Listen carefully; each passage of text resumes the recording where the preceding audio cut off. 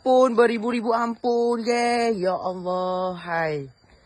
Untuk bulan 10 ni, V-Farm Village masih lagi belum boleh booking. Sebab tu saya ampun terlebih dahulu. Okay, saya minta maaf sangat-sangat. So, untuk chalet-chalet, alright, so untuk homestay ni semua kan, saya memohon maaf dan memohon 10 jari lah. Susun 10 jari untuk minta maaf dengan abang kakak saya lah.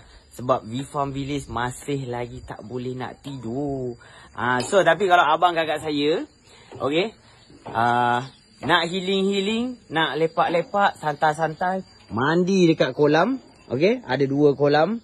Lepas tu abang kakak saya nak lepak mini zoo pun boleh. So maksudnya kalau abang kakak semua nak santai-santai, relax, boleh datang pada hari Sabtu dan Ahad. Okay, daripada pukul 10 sampai pukul 5 petang. So untuk lawatan mandi kolam mini zoo santai-santai tu kita buka cuma untuk homestay dan chalet saja.